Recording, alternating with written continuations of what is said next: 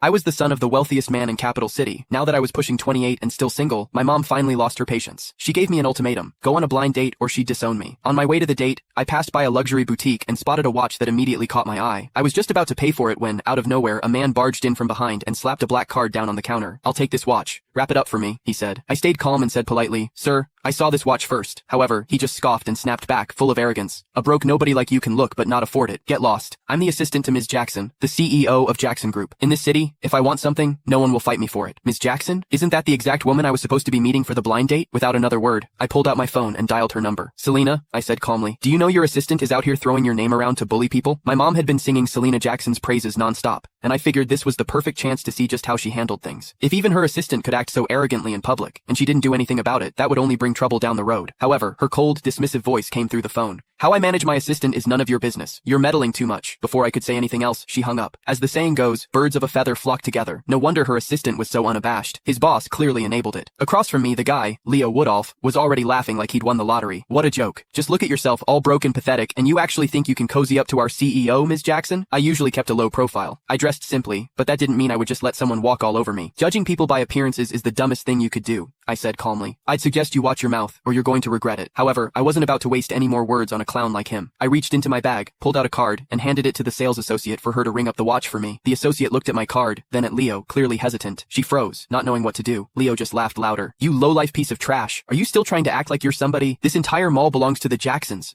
If I don't give the word, you can't even buy a single screw in here." Then, with a smug grin, he yanked the card from my hand and flung it toward the entrance. "Waving around some cheap-ass card thinking you're hot shit? I'm not falling for it. Get lost." In all my life, no one had ever dared to humiliate me like that. Leo had seriously crossed a line. Without another word, I grabbed his arm in one swift motion and dragged him to the front of the store. My voice dropped cold as ice as I ordered, "Pick up my card." The salesgirls in the store stared in shock. "Oh my god, did he really just say that to Mr. Woodolph? Is he crazy?" "Mr. Woodolph is Mrs. Jackson's right-hand man. Offending him is the same as offending her." One of the employees tried to talk me down. "Sir, it's just a watch. It's not worth angering the Jackson Group over this. Please, just let him go." "Yeah, you should apologize to Mr. Woodolph while you still can. Beg for forgiveness. It might not be too late." Leo, clearly feeding off the attention, yanked his arm away and shouted, "You worthless trash! Get down on your knees right now, and maybe I'll consider letting this slide. Otherwise, I hope you're ready to lose everything." Now I've seen everything. After years of seeing Mom threaten people, now it was my turn to be threatened. A cold smirk tugged at the corner of my lips as I turned to Leo. "A dog hiding behind someone else's power, huh? Even Selena wouldn't dare say something as crazy as that. And you? Who the hell do you think you are? Who are you calling a dog?" he snapped. I looked around. "You hear anyone else barking around here? You bastard!" Furious, Leo clenched his fist and threw a punch at me. I stepped back effortlessly, dodging him completely. He missed and slammed face first onto the floor. "Wow, Leo, you really committed to the role," I said. "I call you a dog, and you roll on the ground so spectacularly. I appreciate the performance." He scrambled up from the ground, pointing at me as he cursed, "You bastard! Just you wait!"